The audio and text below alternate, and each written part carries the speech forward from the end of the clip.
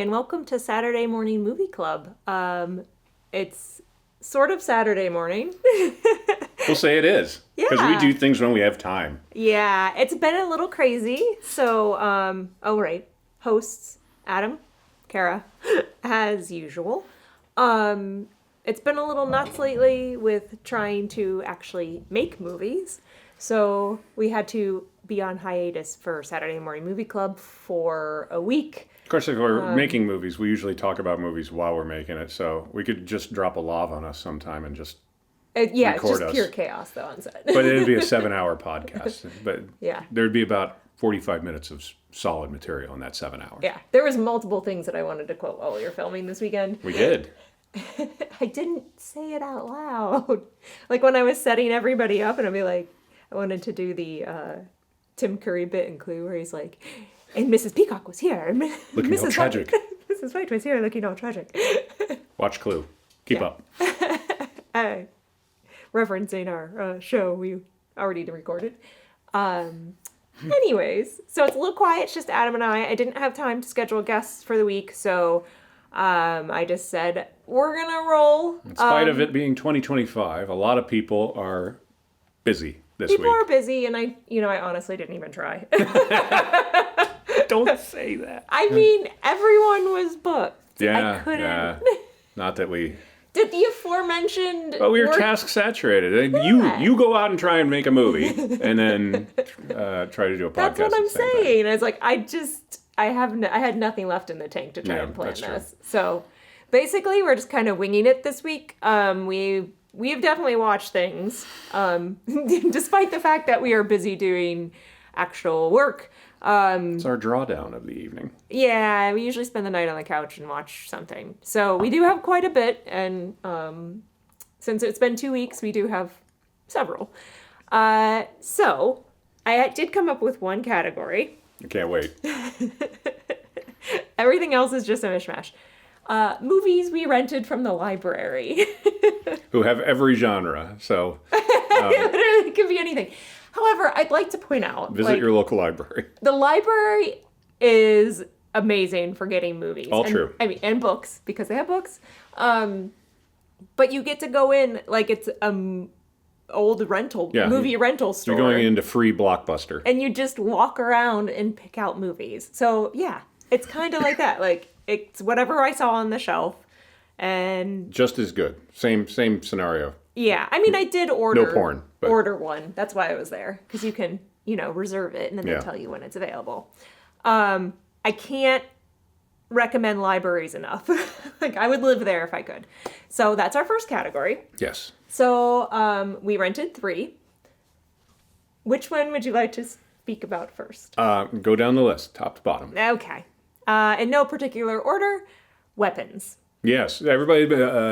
While we were going on set and going to work, lots of people were talking up weapons. Have you Everyone seen keeps Weapons? bringing it up. You gotta watch. Oh, you guys are doing a horror movie? You got to see Weapons. Yeah. And I had zero expectations. I didn't know what it was. I had no idea what it was. Like, I've seen the movie poster. I've never seen a trailer for it. So, like, I kind of dug that, like, going in blind and being like, all right, let's see what we get. And it was okay.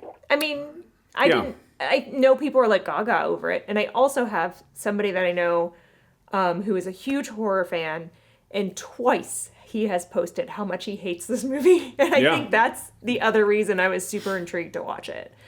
I don't dislike it, and I don't... Yeah, it kind of feels like it comes from that realm of It Follows. Yeah. Of the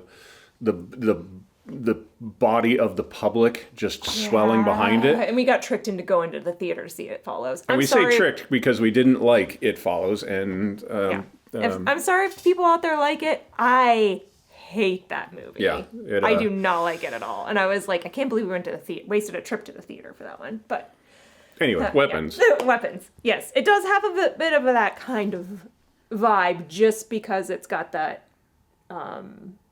following behind it, where everybody's like, ooh, have you seen it? Have you seen it? But I do... Which isn't always the case of us just automatically hating something that's got a following to it. No, I don't. It's I mean, we kind of had the same thing happen with Midsummer.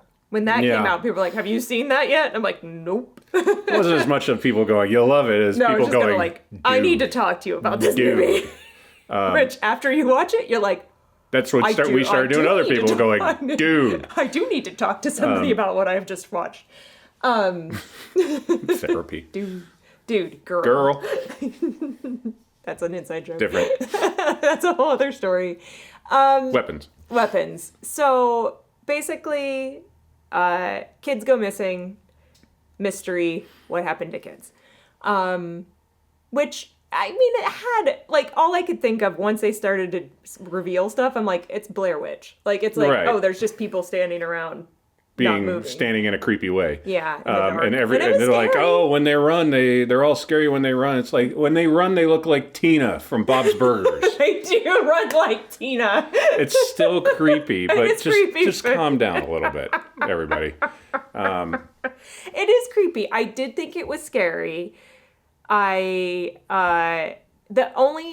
biggest note I had, like, the beginning when it's like, oh, like, we start with this character, now we go to this character, and I was like, oh, I think it was just too slow to Yeah. get into it. Like, it needed to pick up the pace a little, and I understand what they were doing. But it's a little, they could use some massaging on the structure to Yeah. not get everybody bored to death. Mm-hmm. It's like, when's everything start? Yeah, and there was good stuff in it. Like, there was Yeah. good scares. There was good, like, as an overall premise, I think it's a good idea. Like, I was like, I'm down for that. Like, It could have used a little more baking. yeah. I mean, it's just a witch story, Yeah.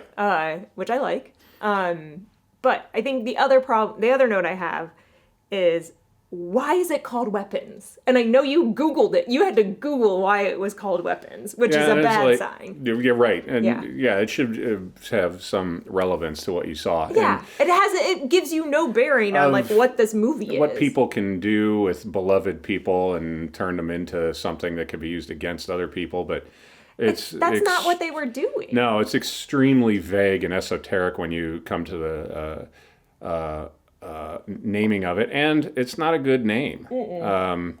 Which is No, it makes me think that I'm about to watch, like, some Sylvester Stallone crazy thing. you can have that, but that needed another round of thinking on the whiteboard. Yeah, the title's not good, and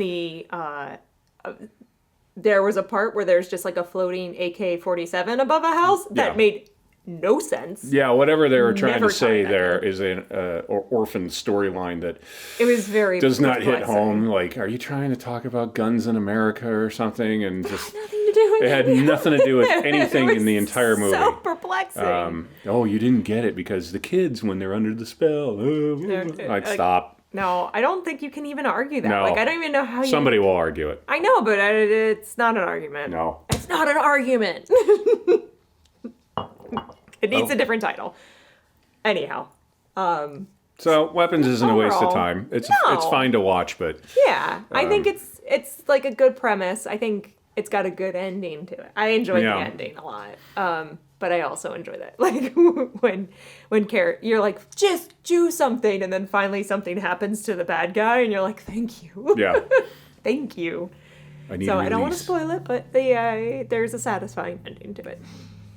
Agreed. Yeah. The next one on the list that we rented was Ballerina.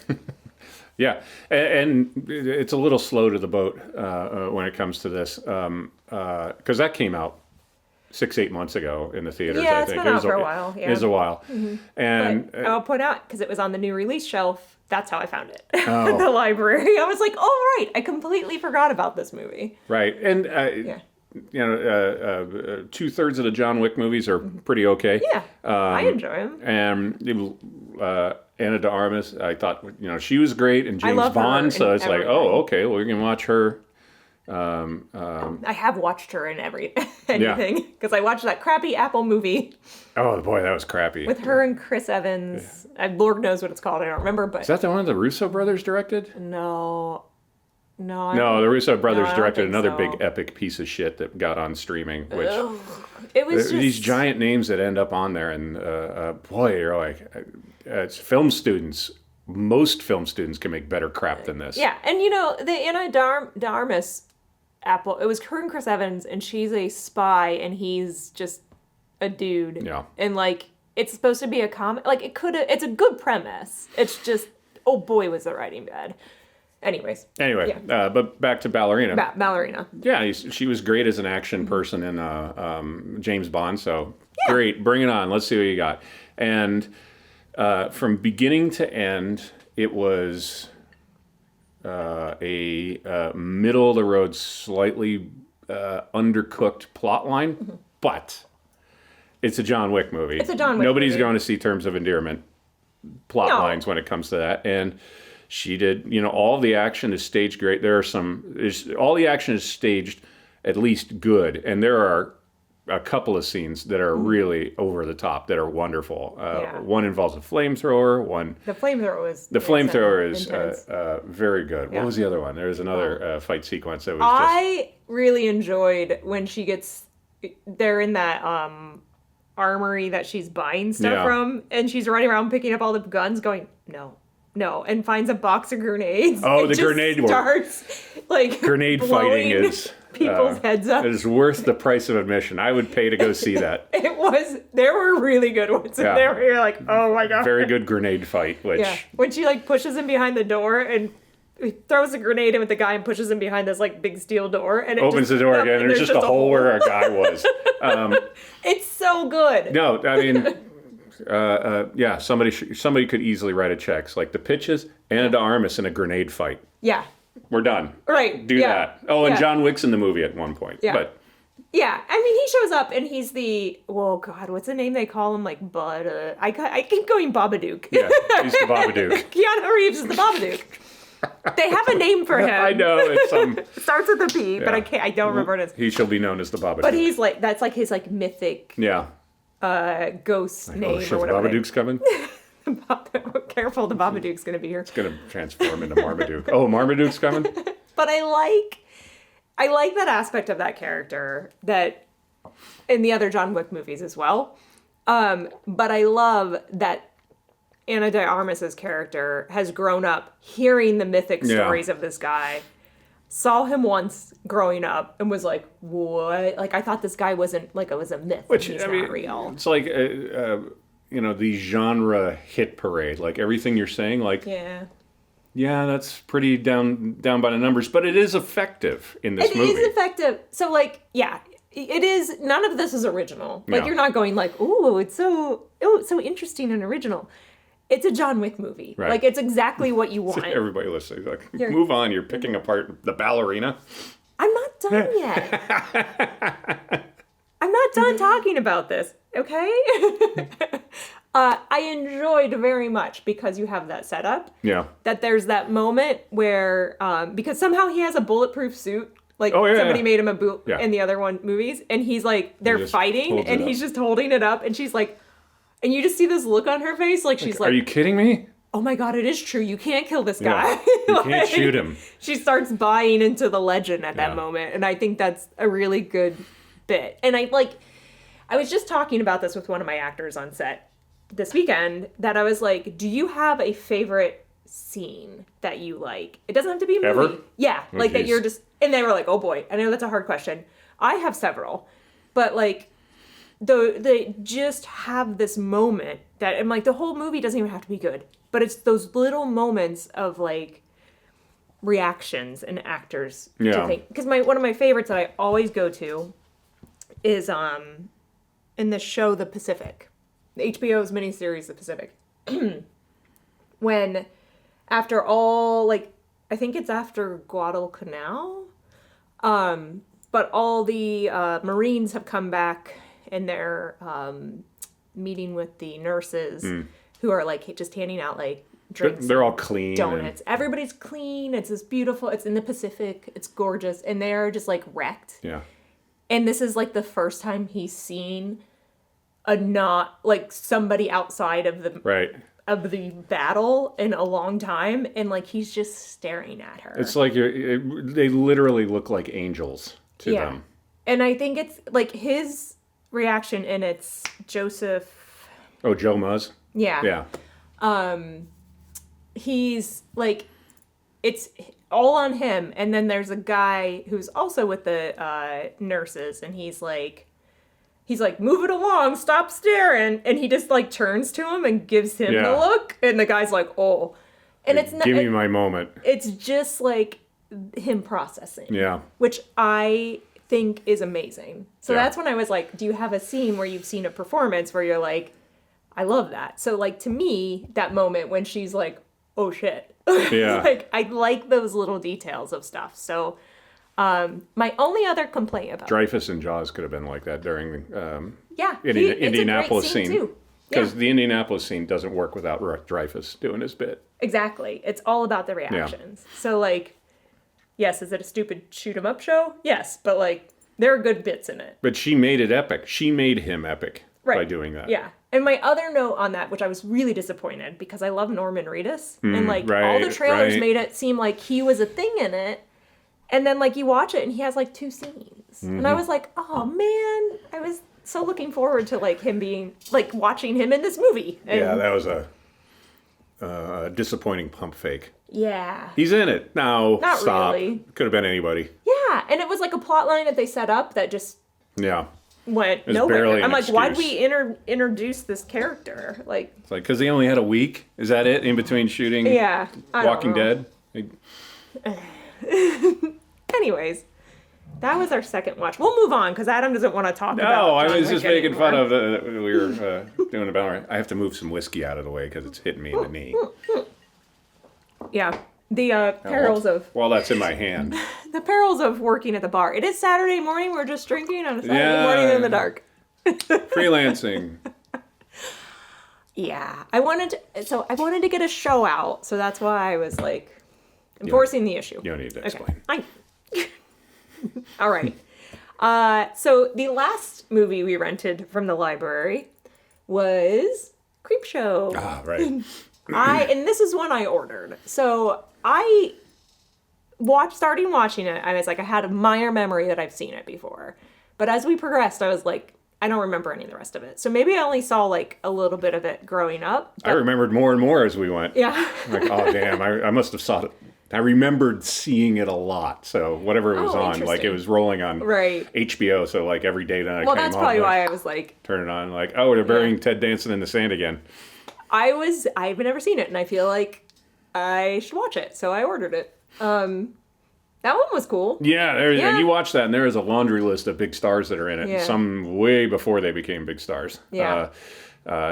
You're like, oh my God, it's Ted Danson, like looking really like pre-Cheers. Right. Who was in the first one with the guy who gets buried and the birthday cake one? I can't think. There's an actor in that one too. See, I should have taken notes. Yeah. I cannot recall, Senator. That's gonna make me crazy. Yeah. But yeah, there are giant people in it now. And then there's the weird one with Stephen King in there where he gets eaten by plants, which I'm like... Yeah, I remember that one when that started. Like, oh, he's going to be all covered in Yeah, that one I point. remembered. Yeah, and the first one, the birthday cake one I remembered. But also, I feel like they've done those on... Or at least the birthday cake one, I feel like they did that, like, not in... what was the Tales from the Crypt or something like that? I'm sure I'm wrong. I'm sure there's...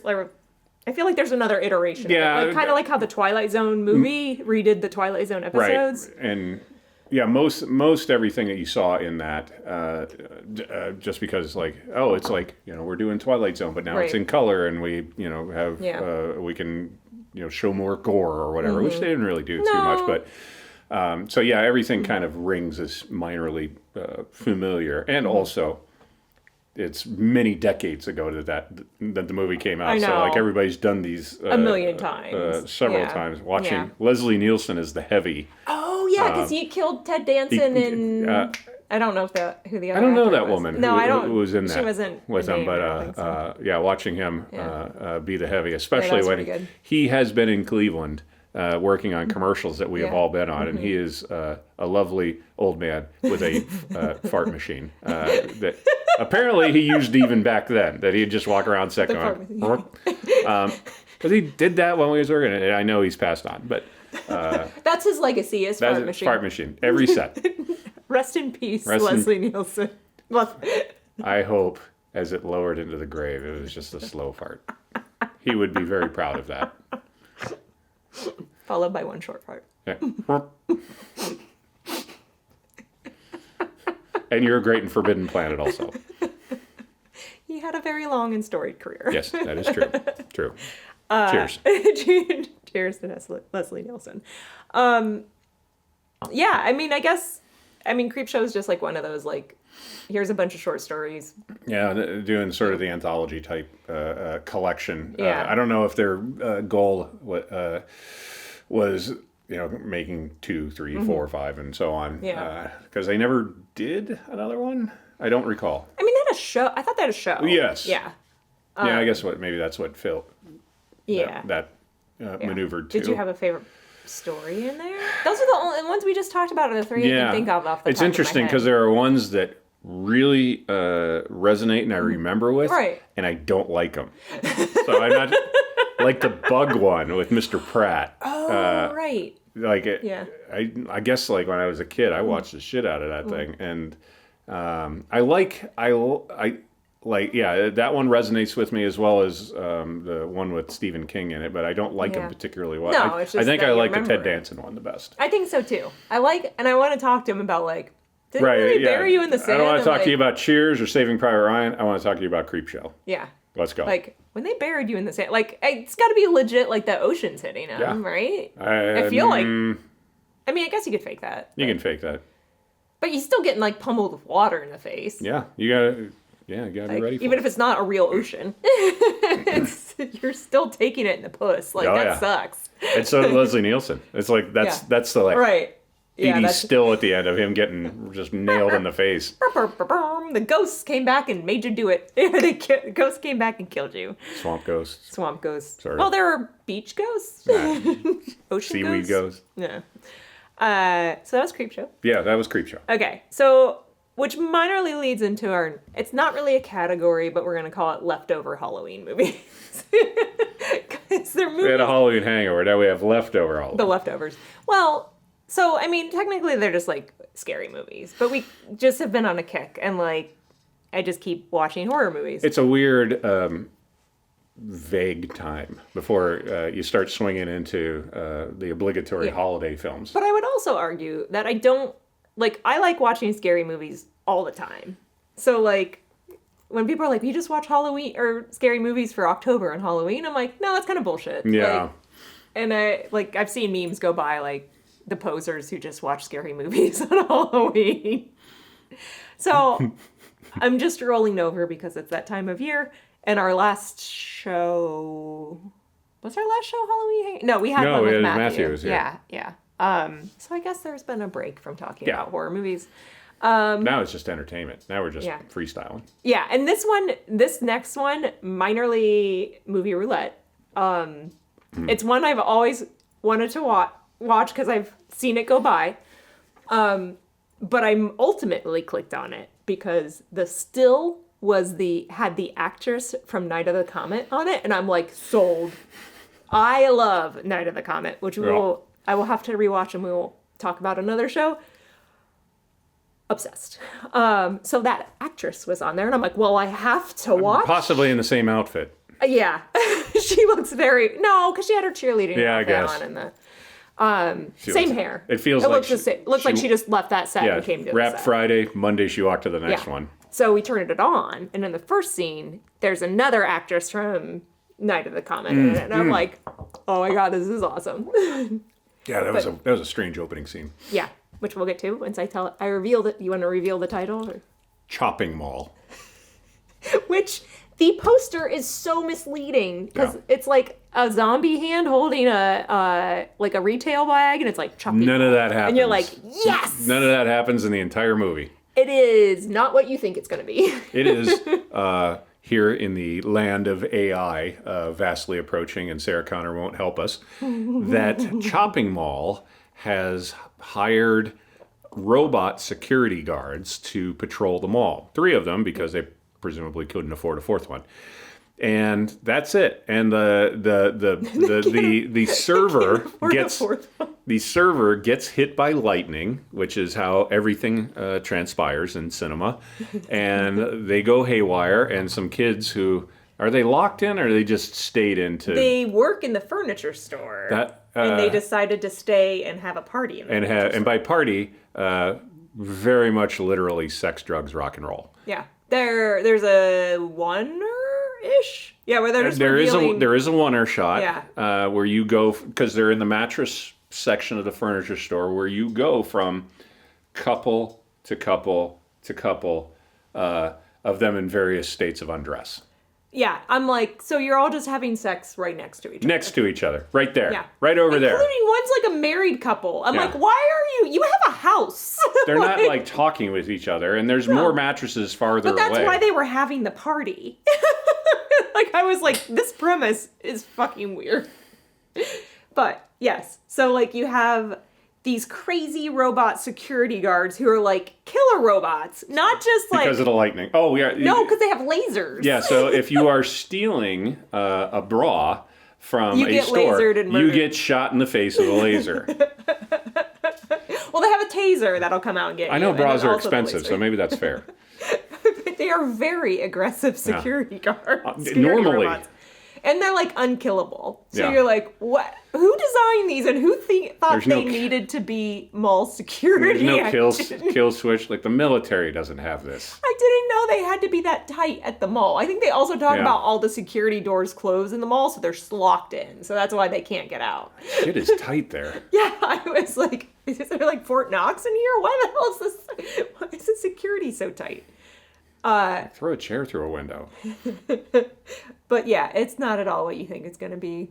And then you just like, there's some like really extreme bits too where like the laser hits the one gal in the head and her head explodes. Like it pieces everywhere. But and then like, other guys will get hit in the shoulder and go, ow. It's like a burn like in Star Wars. Yeah. Star Wars laser level.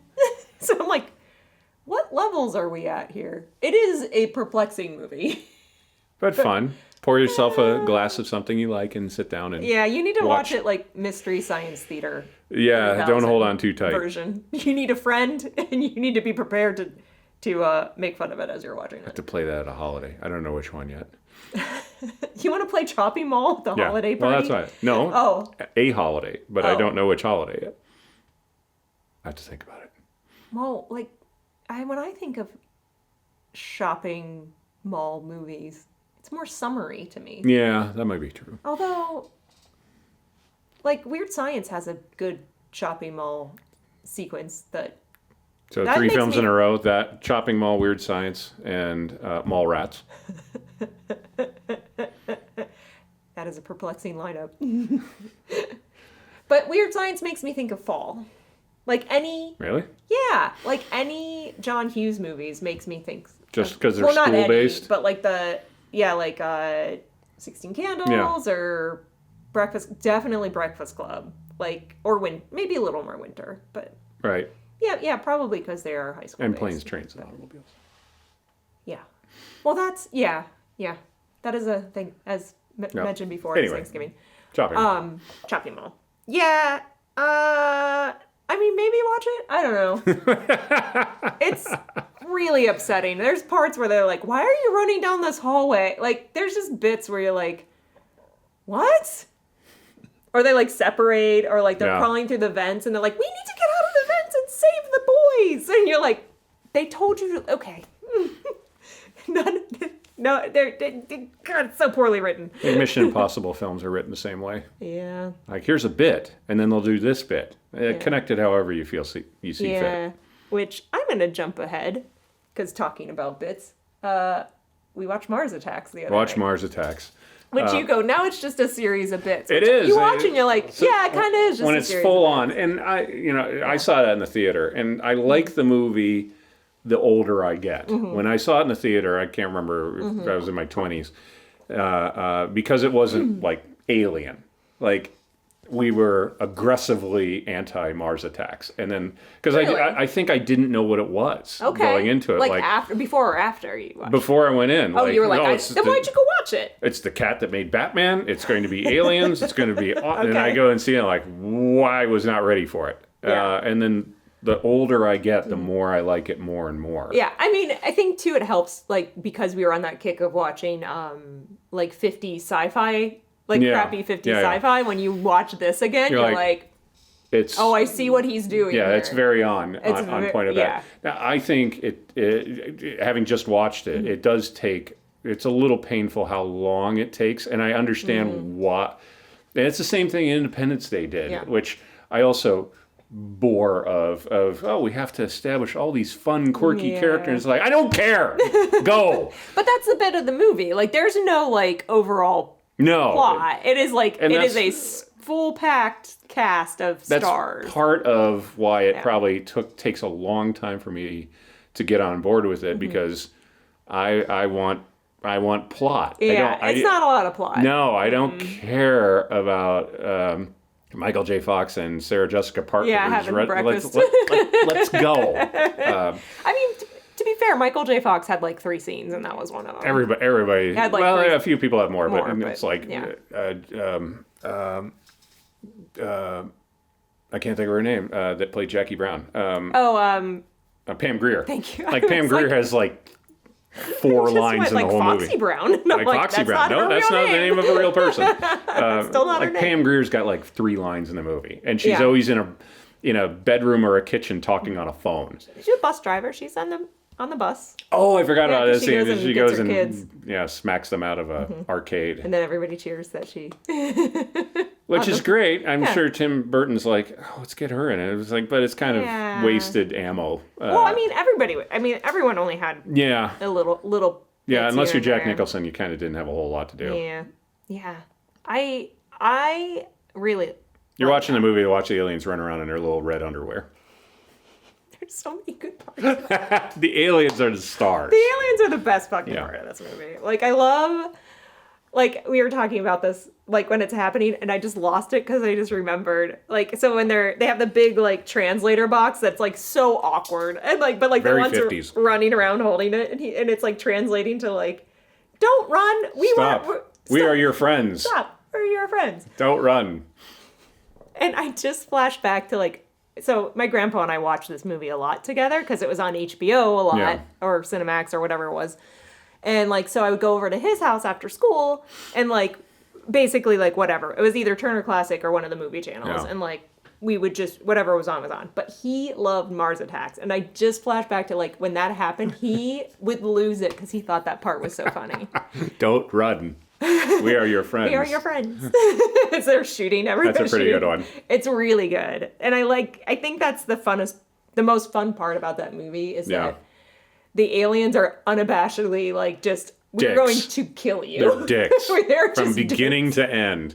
Because they're like, and when Natalie Portman is like, because they're like, well, we released the sign of, or the pigeon, or the dove, and they're like, maybe that's a sign of war for them, and they do the next thing, and they start killing Congress, and she's like, well, I guess it wasn't the pigeon. So there's really funny stuff in it, and he's like, and then Jack Nicholson's like, we still have 2 branches of government. And that ain't bad.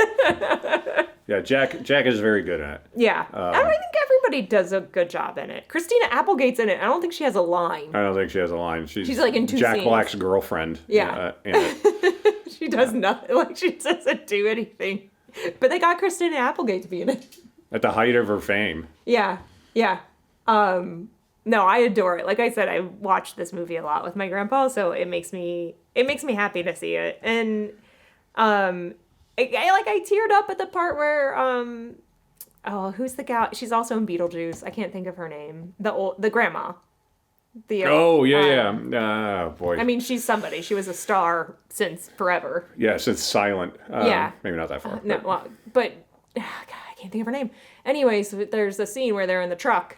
And he's taking her back to the old folks' home, and like she's kind of got dementia, and she's like, oh, like I want to see so and so and so and so and Richie, and he's like, Grandma, I'm Richie, and she's like, yeah, he's my favorite. Yeah, and I just like there's a fucking Martian chasing him. No, that was prior to that. Oh, yeah, the Martian chases him when he goes to get her. Oh, that's right. Right. I'm sorry. And then the other part that my grandpa thought was awesome about this movie was that her music killed the aliens. She liked it. That high-pitched yodeling squeal. Slim Whitman. Like my grandpa thought that was hilarious. Which I think that also just adds that extra layer Yeah. for me that I'm like, he really liked it. And like, it pleases me when I watch it. Like, even like watching The Daily Show now, because we would watch The Daily Yeah. Show together. And like, Context. he would be like, oh, this is funny. Yeah. But yeah, it holds a special place in my heart. And the reason we watched it was that I had Amazon credits and we don't have that movie, so I purchased it.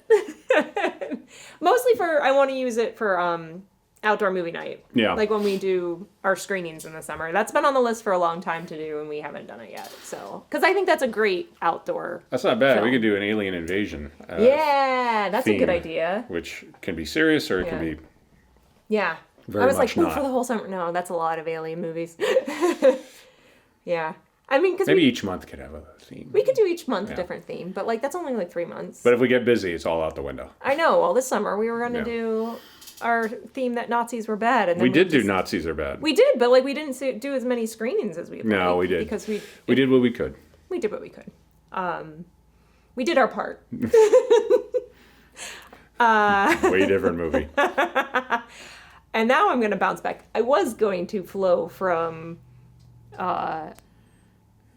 Creepshow with Leslie, because you mentioned Leslie Nielsen, into the other movie we watched, which was Naked Gun, but not the original What you Naked think? Gun. We watched the new Naked Gun. Correct. Yeah, Yeah, with produced. Liam Neeson. Yeah, with, No relation. right. Neeson. Am I saying Nielsen? I think I was saying. Wait. Leslie Nielsen. Liam Neeson. Okay, so not the same name. I Which was is like, part wait of a the minute. joke. They like Right. doing that, and which you know, when the original Naked Gun out, I can't believe that it was lauded by critics as being elevated cinema, and neither is the reboot. No. So, yeah. But to be fair, we did just watch a lot of the first one because it was on TV because the new one was coming out. Right. And I right. hadn't seen that since, probably since it came out.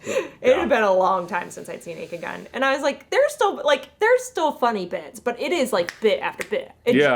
joke. And I think the new Yeah. one didn't. The new one didn't do it. The new one, and I didn't know this. Like we watched it, and then I read up on it, and the new one, like, you know, it did its comedy efforts, but it did not hit as rapid fire as the original. And then I read that the producers, the Zaz guys, had no idea that the movie was being made until they read it in the trades. Right, yeah. Which, Okay, how's that happen? it's like, you know, doing Spaceballs 2 without talking to Mel Brooks. Like, And be what are like, you doing? "What?" Yeah. Like, they're alive. Yeah. Two of them were alive still. Like, Yeah. how do you not? They did the same thing for Airplane 2. Like, they just made it without those Oh, guys. weird.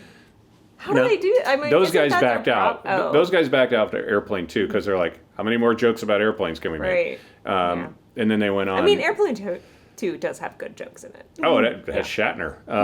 And maybe his best role. Yeah. But yeah, the Naked Gun, it definitively lacks having their input of. They created that genre. How do you not Consult them. Yeah, Yeah. I blame the producer, Seth MacFarlane. That he Oh, he produced that? absolutely produced that. Fascinating. So Yeah. having somebody that is that attuned to 80s-ness as Yeah, that's he is, weird. That's very odd. That, and loves that all guy, that stuff. that guy didn't reach out to him. Yeah, I don't know if like the maybe studio's there's like, oh something- shit, well, we got to pay those guys if we reach out. Yeah.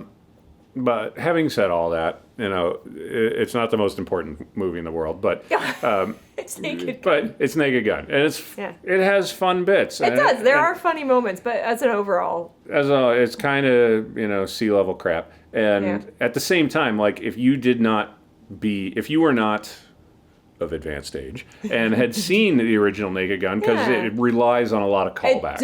it is a lot of callbacks. So seeing that movie as its own thing, I would love to speak to a young person. Like, did you see this? What the hell did you think was going on here? Yeah, I the only thing I can remember from the new one that I like actively laughed out loud was in the opening when the bank's getting robbed, and like it's very clearly a dummy that's getting through. Oh, yeah, Like he yeah. picks up a guy and then it's a dummy. Yeah. I don't know why that makes me laugh. Did they do that in Airplane? I can't remember. I can't remember. Yeah. One of the things, this is a larger conversation, is with 80s comedies like that there was always felt like there was a teetering on the point of the edge that they were going to, and the edge that the movie had teetered onto the point of, I may get in trouble for watching this. Exactly. As a kid, you're like checking the door. Like, nope, right. Parents aren't coming in, right? Shit. And turn the volume down because I don't know what's going to happen. Without being disrespectful to anybody. Right. Like, it's not like we're going to, just slam the Irish or something. Right. Or they'll slam the Irish, but in like a funny way. Silly way, yeah. That you're making fun of people who slam the Irish. Right. And I think, when comedies try to do that, I don't know if it's the studio not having, like, if there's too much money involved and you can't fly under the radar. Well, it's when they fly under the radar and you're like, yeah. my God, I can't believe that this got created. Yeah, like, how'd this get made? Because then it felt like in this John Waters vein of like I feel like you're doing something naughty to being able to see it, and then you can tell people at work or school that you got to see this thing because it's like, and I think maybe not as much as the original Naked Gun, but you saw that definitely with Airplane. Oh yeah, there's boobs in it. Every movie had boobs. Well, in I know, but like, it's like as a kid, PG, you get one. Yeah, you're like. I don't know. That just, like you said, you're like, I feel like I might minorly get in trouble for watching this. Not my parents would never say anything because they didn't care. Yeah, it's, I mean, 80s were a different time. 80s were a different time. We survived the 70s, and everybody felt like they were winning just by doing that. So then, when you see something like the reboot of the Naked Gun now, it's like, yeah. Like, oh, you think you're edgy? Hold my beer. Well, I didn't even know this was a thing until like I was in LA and we were driving around and it was like plastered all over like all the bus stops, all over the billboards. Like I was like, they remade Naked Gun? Yeah. And like that's all I knew about it. And then never until like it popped up again so that we could click on it. Like I haven't heard anyone talk about seeing it or anything. Yeah, it'd be interesting. Haven't met anybody who has actually seen that movie. Yeah, and I was like, what was the point? I guess after watching it, it just feels like an unnecessary thing. And I get, like, because we just also had this conversation, like, they have IP sitting on the shelf, and they're like, let's remake it. Yeah. And you're like, it was fine. It was fun. It was fun. Do not remake Airplane. I may light a torch and get in a truck. Yeah. You'll only do things wrong. There are so many movies out there that are, like, perfect for a remake. Where you're like, it's a good concept. It just wasn't made. It was a misfire. Well. They didn't have enough money or poorly released. I'm not sharing the ones that I think need to be remade. Last Jedi. I'm secretly hoping that, like, one day I'm going to, like, somebody will let me remake it. So I don't want somebody to steal it. Like, I'll be like, they'll be like, oh, so-and-so already remade it. And I'm like, damn it. So, but I have in my head, like, ones that I think good stories, great concept, poorly executed. Yeah, agreed. That need to be, you know, they need a proper remake. Yeah, don't remake Jaws. Like... Remake Jaws 2. Electric Boogaloo. Not Jaws 3D, because, my God, it is a perfect movie. Because we had... Really? You think Jaws 3D is a perfect movie? Is so crappy. Like, even on a technical level. It's pretty fun. Like, what part of the frame is in focus? I really can't tell. I love that it's in SeaWorld. Jaws in SeaWorld. It's like looking at the movie through... it does. Oh, God, it looks terrible. Through a glass block window. But it's supposed to be 3D, so, like, that's just... I know. My God. It's pretty crappy. I'm going to point... Let's go back into Kara's past for a second. The aforementioned videotapes that my grandpa would tape, all the HBO movies and Movie Channel, Cinemax, all that stuff. We had an incomplete collection of the Jaws films. So we had Jaws 1, Jaws 3, and Jaws 4. Yeah, no Jaws 2? No. They're like, what happened to Brody? I don't know. We didn't know as kids. We're just like, I guess Why aren't we? We're just with the why kids aren't we in now. the town? Why aren't we at Amity I don't know. anymore? We went straight to SeaWorld, and we're like, okay. I also, if you remember from another show, that I didn't know what happened at the end of the Raiders of the Lost Ark. Right, because it cuts out. As all the things are released from the Ark. And I'm like... What did God do? Is God mad? When the VHS would just hit the end and automatically rewind, and you're like, what? And then, like, you stopped it and tried to play it again to be like, well, clearly something went wrong. You're like, no, it's at the end of the tape. There is no more movie. There's nothing more to see here. You don't get to know what happens at the end of this movie. There's no internet. You have to read in a magazine or call a friend. Yeah. But I mean, to be fair, like, as a kid, like, do you care? Like, the continuity? Not so much. Like, you as a kid watching Jaws, you're like, I want to see shark eat people. Yeah. Like, I don't care about plot. I don't care about characters. I'm like, I just want to see people get eaten. As our nieces displayed, when our nieces were younger, would come over and be like, can we watch Jurassic Park? And we're like, I think your mom will be mad at us, but we'll let you. And then it starts and they're like, so when did the dinosaurs eat people? It's like a guy got ate in the first scene. Yeah. I don't know. I think that went over their head. And because of that nonsense of kids complaining like that, that's when you get Jurassic 3. I know. Ruining the world, children. Kids are the worst. Yeah. This is why we don't have them. The trailer for Jurassic Park had no dinosaurs in it. It was awesome. It was so good. And you saw a foot come down in front of Dr. Grant. That's it. Based on a book. So, like, the whole bit when Jurassic Park came out was people... Like, I remember my teacher in 8th grade going, this movie Jurassic Park is coming out, and the book is really good. And we were all like, ooh, a book? Like, we should read that book. And we're like, it's got dinosaurs in it? It's like, calm yourself. Yeah. Like, but, everything's a book. I love that, that's... Jurassic Park was a hit book before the movie came out, so, like, that's what amped everybody to see the dinosaur movie. Yeah. That's like, people were reading. People were reading. That's how Godfather doesn't exist without a blockbuster book release. Look up on the internet how to spell book. I know there are many... This is an unfair conversation because there are many movies being made right now about books. But, like, nothing on those levels. Like, those are big, like, blockbuster... Everyone read The Godfather. Best-selling books. Everyone read And I know there are still Jurassic Park. Best-selling books on the New York Times list that are number one. But, like... Not at those numbers. Not everybody talking about something. Yeah. I mean, maybe the Da Vinci Code was the last example. It was probably the biggest. I don't know what else. I can't think. I mean, well, Hunger Games. Yeah, Hunger Games and the... but then we get into a whole other section of, like, that's... Of Harry Potterness and... A young adult thing. So, like, that's not... Like, those are it doesn't have as much of a wave. Jaws did, too. Jaws not that I didn't read those, too. And Jaws was a blockbuster book.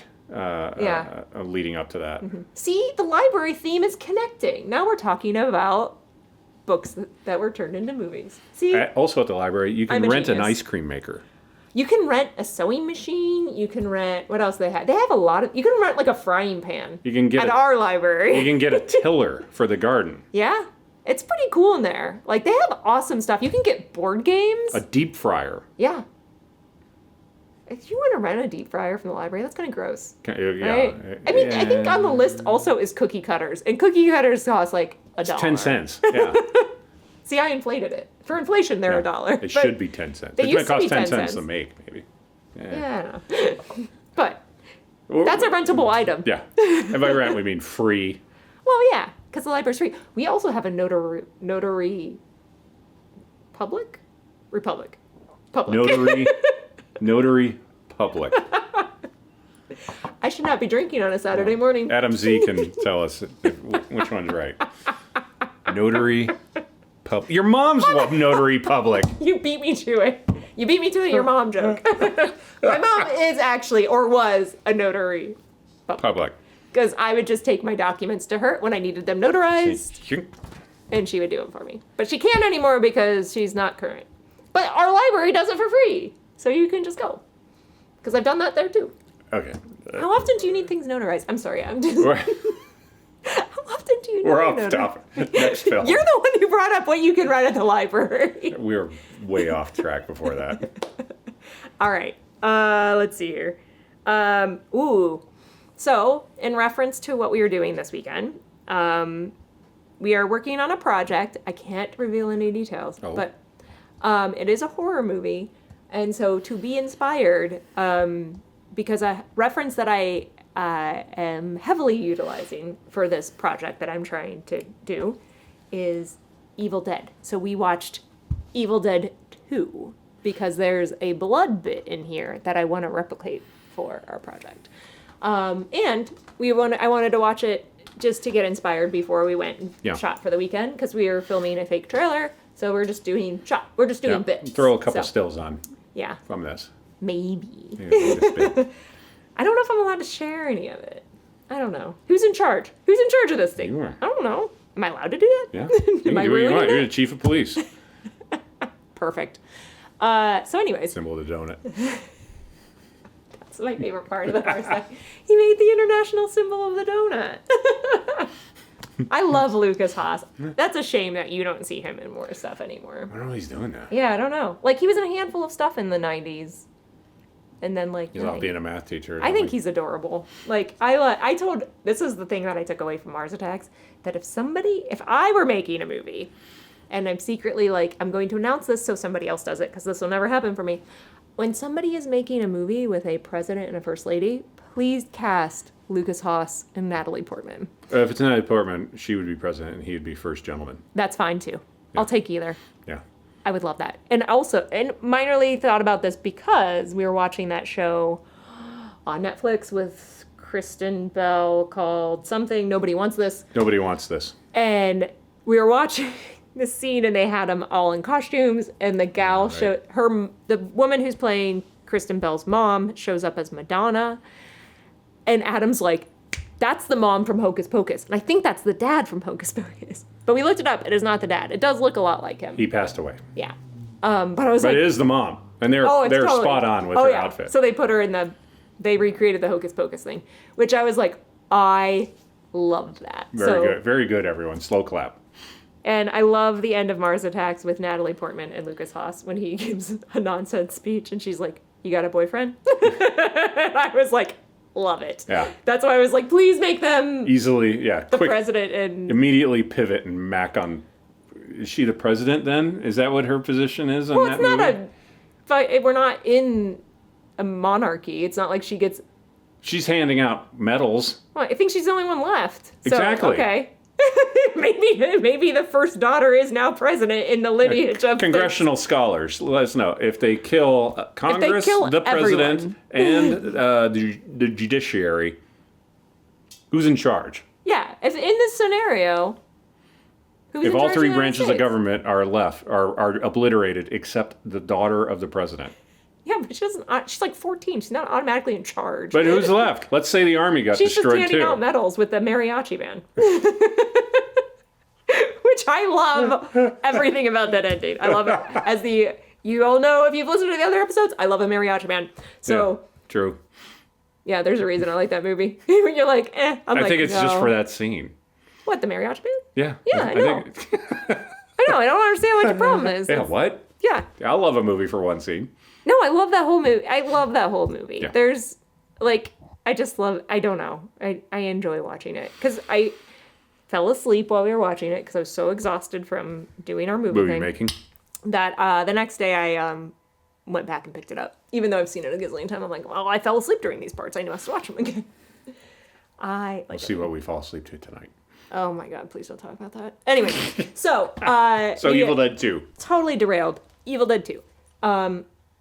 I love the Evil Dead films.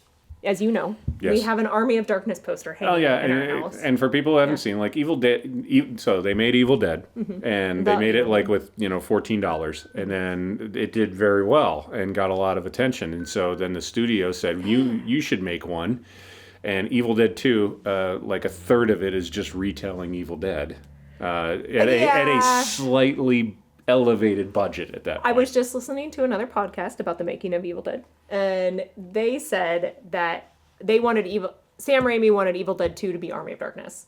Oh. And I can't remember who it was like, absolutely not. I'm not paying for a period piece. Yeah, you do not have a track record. You can do the same thing again. Yeah. So he got to that's middle act. The middle act. It's a middle act, which works well because it pieces together for Army of Darkness. Yeah. Like it It's like, okay, now you prophesizes the man who falls from the sky now with you a can have the chainsaw money. for an arm. But you got to shoot in Italy because it's cheaper. I hope whoever's listening has never seen it and has like, what? The man who's prophesized to fall from the sky with a chainsaw. Yeah. And boomstick. My best friend that I grew up with doesn't watch anything. So True. our joke is, have you seen this? And she's like, no. Of And I'm course like, not. of course you haven't. Army of Darkness, she has seen because of me. And loves it. And she's watched it multiple times, right. which also I think She's going to love your movie then. she's not in love with it already. Yeah. It's going to be a big hit. Stay tuned. Mark my words. But I think her husband has something to do with the fact that she's seen it multiple times. But she does love to quote it.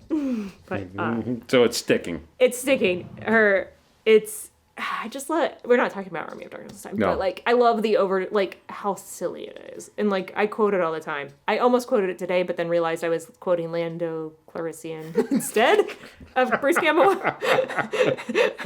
in Army of Darkness. Because in Army of Darkness, Bruce Campbell says, just like in The Deal.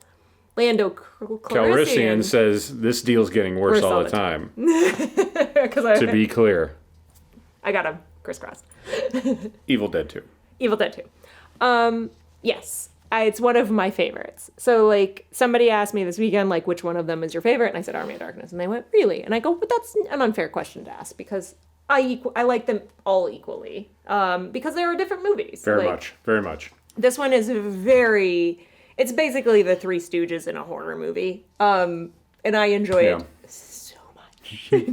I love over-the-top blood when it's like super fake and it's just ridiculous. I love Bruce Campbell fighting his own hand.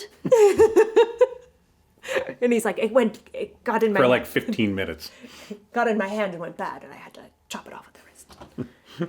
It's so like you watch that. That's pretty talented performance for that guy to like. It's pretty good. He has to hold the movie doing bits for arguably half of it. The first half of the movie is just him in the cabin doing by bits. himself. And I mean, it gets like it's in it immediately. It's like there's a shot of them driving to the cabin. And then we're off. With his girlfriend. Kill her off quickly. They get into the cabin and she's like, we're squatting in a cabin. And I'm like, what the hell is happening? Yeah. And he's like, it's fine. They'll never know. And then she dies.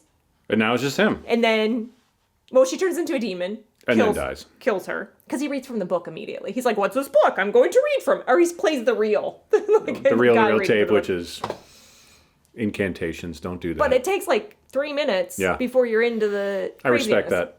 I love it. Yeah. And like, I love all the cheats they did for movie making. I mean, they did more of them in The Evil Dead because they didn't have any less money. Like, you should look up, I'm not going to recount all of this, but like, I can't remember the podcast that I'm listening to. What went wrong? There's one about the making of The Evil Dead, and they get into like how they were making it, and it sounds like a nightmare. Of course. They're sleeping in that dumb cabin too. For some parts. The rest of the time, 17 of them were sleeping in another house because there was no running water or plumbing in the cabin they were filming. Right. And it was full of cow poop when they showed up, so they had to clean all the cow poop out first. Movies. So, yeah. It was, I don't want to, like I said, check that out. Oh boy. Check it out. But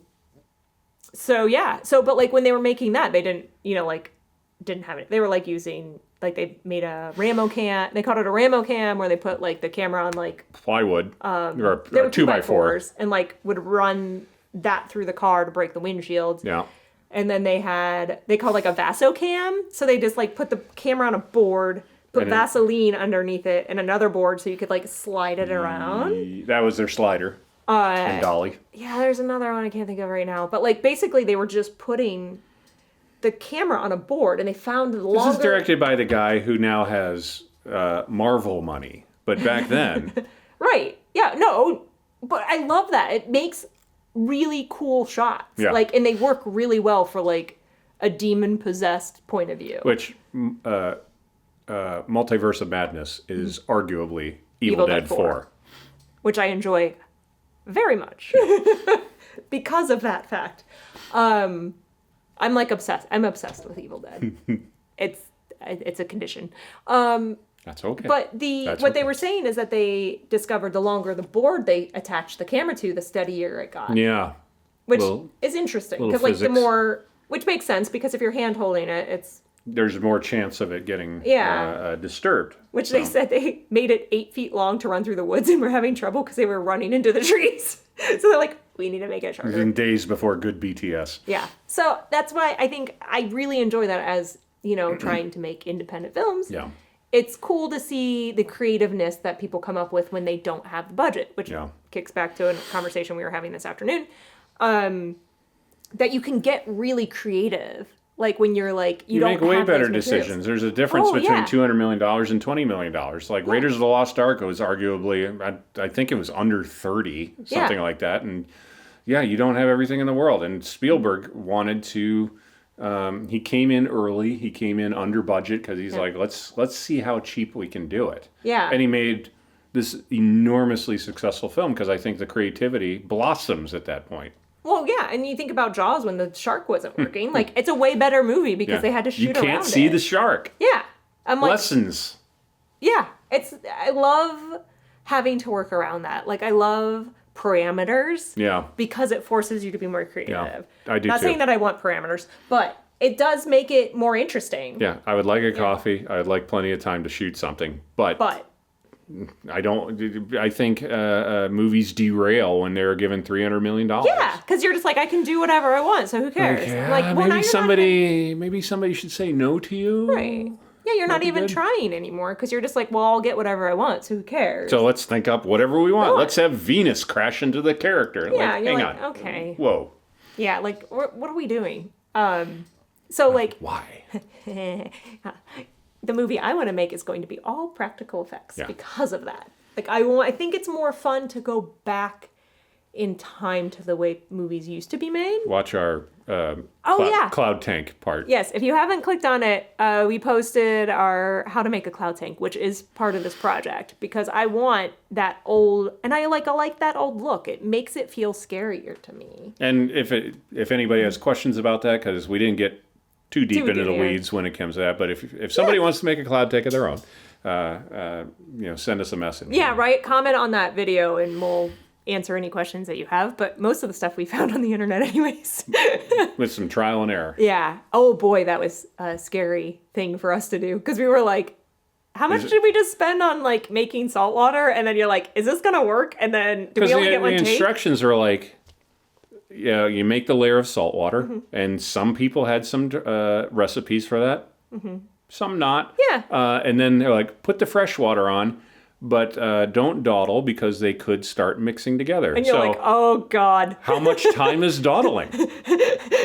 10 minutes? 4 hours? I don't know. Yeah, that's not in the video of the stress of us being like, oh my God. Running through the house with buckets of water to push in there. It stayed, like, as we were emptying, it was still separated. Yeah, it was still separated for as long as you wanted to. So, and it turned out amazing. Aces. It looks so good. I'm so excited to put this together. And anyways, which I don't think they use Cloud Tank in Evil Dead 2. Maybe in one. Maybe one shot, not... Like of the moon or something. Yeah, not very much like ours, but they did do a Cloud Tank. Yeah, that's all on you. You pointed out Cloud Tank to me, and I'm like, oh boy, now I want to do nothing I need but that in a make movie. I'm like, I opened my big mouth. Okay, here we go. He's like, we should do a Cloud Tank. And I was like, what's that? And I was like, oh, I love it. I'm like obsessed. I was such a nerd. Like, you can kind of minorly. If you don't know, watch the last one that she posted, or you can also watch. You can see my goober face like freaking out. You can also watch Close Encounters or Independence Day. Raiders of the Lost Ark. Or Raiders. The thing opens. They've got it. Yep. It's in a lot of 80s and 90s movies. Mm-hmm. But it's such an like an ominous presence is coming. It's so good. Anyways, Evil Dead 2. Evil Dead 2. Evil Dead 2. Love it. Clearly. I met Bruce Campbell when I was like 21, I think. I went to one of those like 24-hour horror movie marathon things. And he was signing his book, If Chins Could Kill, because that was when it came out. And so I have a nice little note that he's written in a book. And awesome picture on our mantle where it looks like my hand is on his knee because I was scared and I was like, oh, we're gonna take our picture. I'll put my arm right. No, I don't. You don't do that. Click. So it looks like I'm literally putting my hand on his knee. That's your story. And then they were like, thank you, moving on. And then they shuffle next. you away. You don't stop talking to him, which I didn't because I was like, well done. I had a giant crush on him. Have a giant crush on him. I know, you're like, had. Had? Are you kidding? He's so handsome. I enjoy watching him in things. But yeah, as an overall, like I think Evil Dead, because I know Evil Dead 2 is a lot of people's favorite. Like if you pick him from the three. Yeah, they're just so different from each other. Like it's hard to just pick the one. But I love when the severed hand is taunting him and he's shooting the wall. Yeah. And then the blood just destroys him, which I also found the behind the scenes of that on the line of the fire hose coming out of the wall. And basically he's just like Bruce Campbell's just running around in the room, like finding the bit, like the hose and like getting in it. Work it. Find your light is normally, but now find your blood. Find your blood. And it was in a gymnasium that they were, a high school gymnasium that they were shooting it, and they destroyed the floor. Like completely destroyed it. Because I'm like, they have a fire hose. Hoses of water, blood everywhere. Of course. Don't do that in there. Floor was destroyed. Yeah. What are your thoughts? When was the first time you saw Evil Dead 2? Do you remember? Probably the 90s. Yeah. Was the very first time. And then I've seen it much more recently. You probably watched them more because you were together. You think? You think? Because there's an Army of Darkness poster hanging in our foyer. Kicking back to the other episode about dating. Like, it's going to happen a lot. The first Evil Dead has such a... We barely got this across the finish line. Yeah. To expose everything. So Evil Dead 2 is like an interesting point in history of like... We have a little... Can we have another go? Like, which is what it feels like. It is. I don't know that there's another example of like a sequel to a movie. It's just kind of remaking it now that like story. Like, can we have a toilet? Like, it's not like people get giant trailers at this point. Right. That the actors are all. Well, they had a stage for this one. Right. So, they were able to build it. They had a little bit more money, so they did a better version. Nobody is retiring based on this movie, but. Yeah, let's can we do it with a respectable grown-up amount of money rather than things that we stole from Detroit people? Yeah. I think on that podcast I'm listening to, they called it a requel. A requel. I was like, not a prequel, but a requel. And Agreed. Agreed. Yeah. And it plays like that. And as you said that, it kind of just immediately jumps into the plot, not even the plot, it jumps into the... It's just like, and we're going, because that's all anybody wants to see. The mania. Yeah. Where the first one didn't. The first one spent some time getting into it. Yeah. So I'm not sure it stands on its own, just because, like...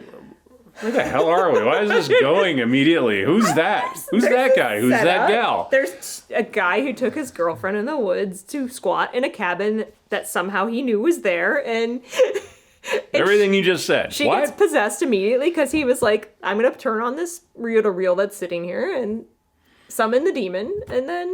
Which I absolutely respect let's stop fucking around.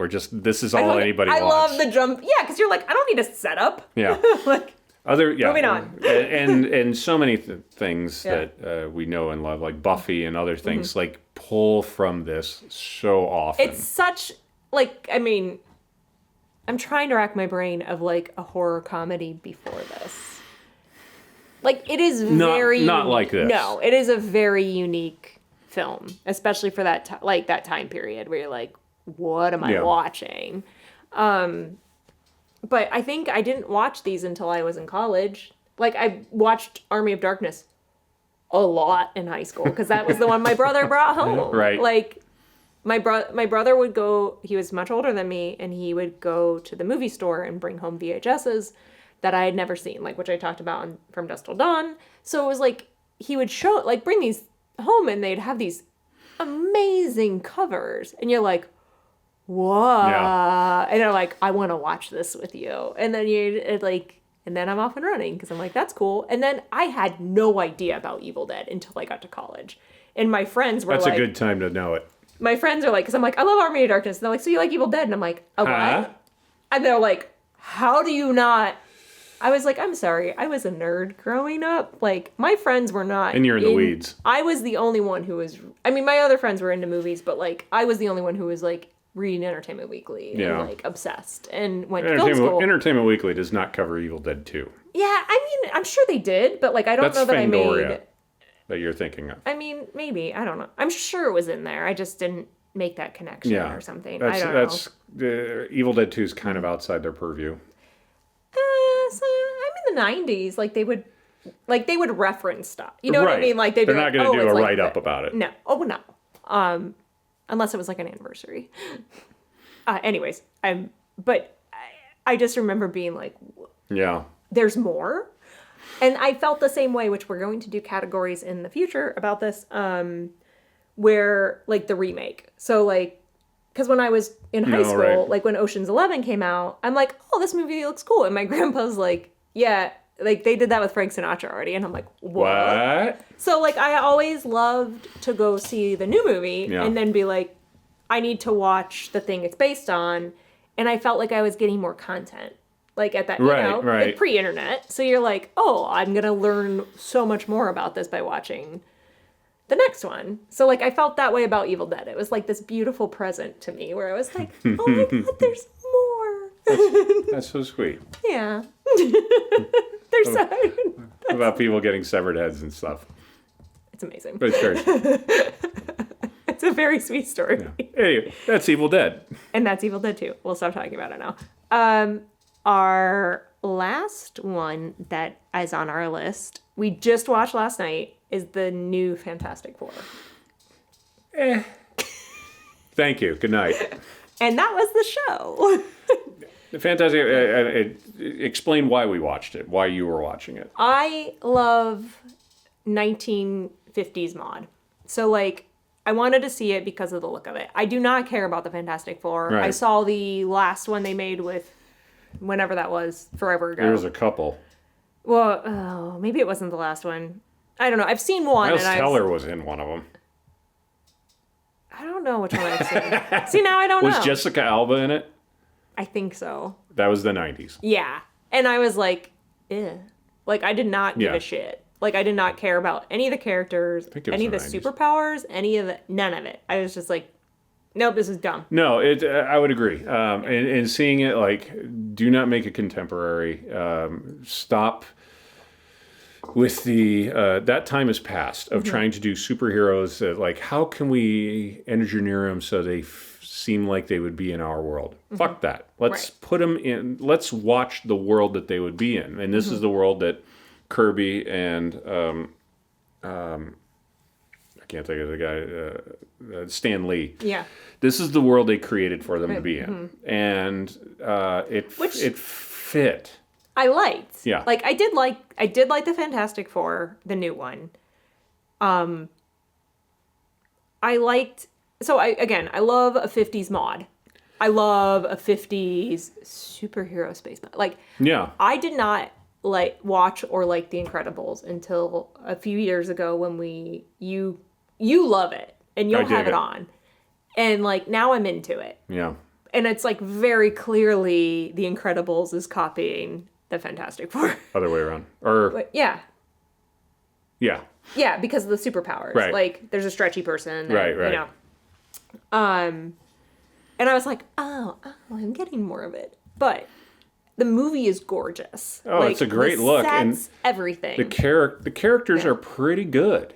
Yeah, the actors are great. It's got a great cast. The plot, The plot's actually... It's a very boring movie. Is pretty much the most boring part of it is actually their story. But yeah. Everything else is interesting. And again, we talked about this all the time, is the lack of a good score. Because Incredibles has a great score. Yeah.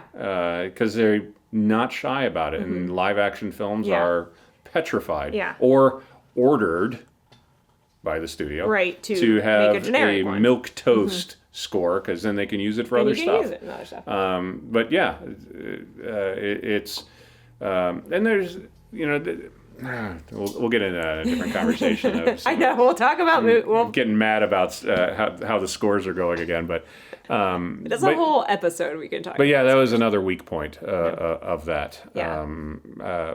But the actors are dynamite actors, and in many ways held the movie together. Just it was fine. It's fine. I love Pedro Pascal. He's adorable. Vanessa Kirby actually was the best character, I thought, in the whole movie. Yeah, I think so too. She had the best part. She had a great written character. Yeah, it is. I mean, like that scene where she's at the very end. I'm like, oh gosh, this is actually getting me, because it's so like. I think mothers are like some of the most brave people ever. Yeah. Like takes an incredible act of bravery to be. Where they throw down and go, Guess I'm all in this scene. Yeah, like what's happening to my baby? I didn't know today was going to be the day I die. And we're not saying that she dies in the movie. Maybe. I think that scene is incredibly touching. Like all of that is. Yeah. And like all of her character throughout, but like nothing's really happening in the movie. Like not a lot. For a superhero movie, it's kind of like not a whole lot's going. I would say that I'm going to think about it some more, but I'm not. No. But yeah, because things happen. Just I don't care. Right. You're like. And I don't know why. I'll have to think about that, but I won't. Right. But again, I like it that it's like it's a superhero family. Yeah. Yeah. In the 50s, which is what The Incredibles is. Right. It's basically, it just reminded me of The Incredibles, so I enjoyed it. But yeah, good cast. Like even the jokes weren't. Because, I mean, like, that's a bit with the Marvel movies, is that there's jokes. And you're like, they're fine. I didn't hate it. It feels half-measured, like we wrote the joke, and now it's cemented, and now we're building sets based on that joke. And, like, there isn't, like, the ability to pivot and make the joke better, because, like, it has, a $9 million set built for this joke. And now the sets are gorgeous. People don't have the ability to, like, pivot and, like, what would make this joke better? It's like, nah. We can't. Because set's built. The thing that I didn't like about it was the mole guy character. Yeah. Like I was like, oh, okay. I mean, again, another Credibles tie-in where you're like, oh, they had that guy too, but there's nobody who gets sued because Disney owns it. Right. Well, that actor, I can't watch. I don't like it. I'm like, I don't know that actor, but I didn't like any word and moment that he had in the entire movie. Everything I've seen him in, it just irritates me. And why? I haven't figured it out yet, but oh boy. I'll think about it later. Not really. Yeah, so I could have done without that part too. Yeah. Like there was, like it just, like now that we're talking about it, like there are, like some of it's just a mess where you're like, because I'm a little unclear on like, what Mrs. Fantastic, what's her name? Sue Storm. Like what her role is, because she's in Congress or the UN. Yeah, or something. I felt like there was a bigger script and we cut it down for time. Yeah, it was weird. I was a little confused on like who she was, and like that one character who was with her a lot. I'm like, who's this person? Right. I mean, not that it matters overall, but like thinking about it, I'm like, when I was watching it, I was like, I don't understand what's happening. Yeah. But I didn't care. It looked gorgeous. And I was like, I like their outfits. I like your outfits. I like what it looks like. Because it reminds me of Tomorrowland. Yeah, like, yeah. I am a sucker for the past's idea of the future. Like, anything that's mod, but they're like, this is what it'll be like in the future. Like, we'll have flying cars. Boy, are you so far off. But I'm happy about your enthusiasm. The designs, the look, everything is beautiful. I loved that was a thing. Like we were like, our society was at a point where we were like, because of us trying to go to space in the Sputnik 50s, because of Sputnik, everybody was like obsessed with this idea of progress in the future, and you're like, I love that. So I like seeing it, and and I love the movie Tomorrowland, even though it's not very good, but I like 2/3 of it. Yeah, I know. And then the ending kind of falls off the table. Same, but I love the concept. Yeah. Like it's a great character. I was thinking about this in the shower today. Like, why do we love the Incredibles? Why does the Incredibles work and this movie doesn't? Yeah. And I haven't come up to an answer. It's the characters. It's the characters and the I don't know. The script and the story and the characters. Yeah, able to rework it in a way. Yeah. Because I mean, even like the Incredibles, like it's not like like it's a really impressive superhero thing. It's just like they have a villain that they fight. Because I'm like, okay, who directed the Incredibles? Let's give them a live action movie, and they did. It was called Tomorrowland. Yeah, they gave Brad Bird Tomorrowland.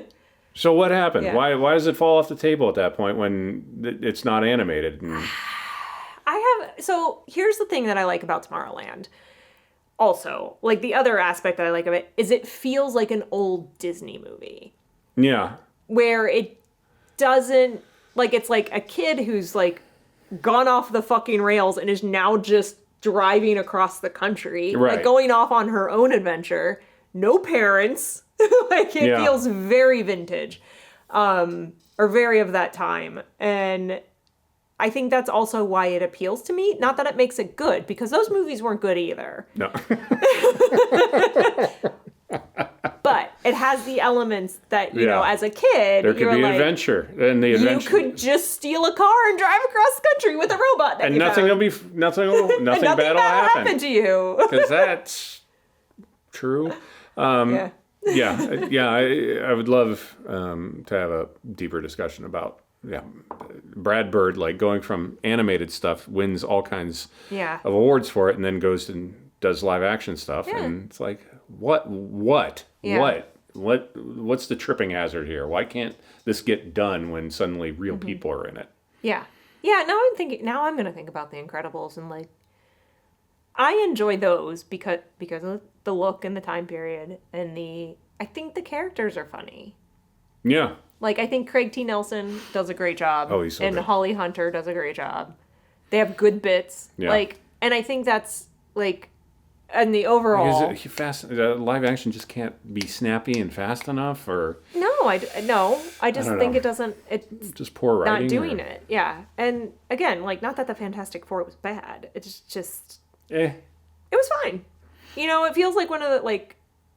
It was a nice, mellow... It's an action hero movie, or a fucking superhero movie, and I'm like, it's a nice, mellow movie that I watched on the couch and going, that's nice. I didn't waste my time. No, I was never...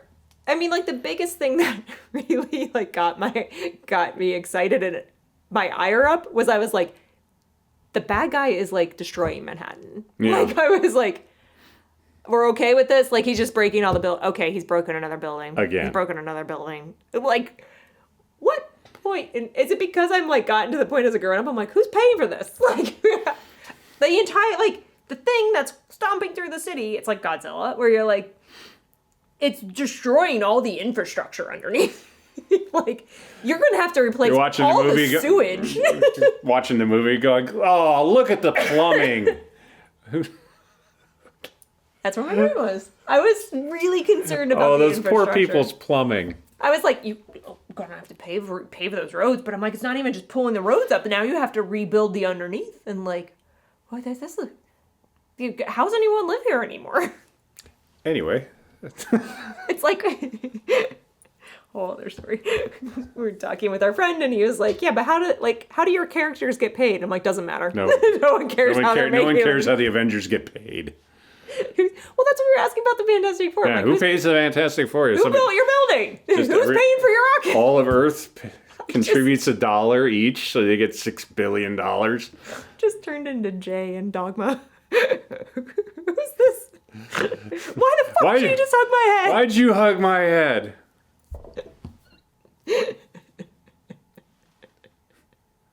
Profit. Dogma is a great film. Different discussion. Anyway, it's a different discussion. And we didn't watch it this week. We'll talk about that another time. Yeah. So we'll wrap up. And this was Saturday Morning Movie Club. Again, we're heading into the holiday, so hopefully we'll get another one out next week. But if we don't, we will be back. We're not leaving. Have a good holiday. We're going to try and get a guest for the next time. And, I'll actually do my job and get a guest. Hopefully it's okay with just the two of us. I had a good time. I think we have good discussions. Have a lovely about discussion. that. But I think the hard part is that we live together, and so we have the discussions already. So I try to save it for this. Save it for the day. Save it for the show. This is the day. I'll do it on the day. No, I'll do it on the day. Different movie. All right. I mean, yeah. Tell me what they are. I feel like we just quote things all the time, and people should just tell us. But the show's over. Adam's leaving. I'm Join us next time.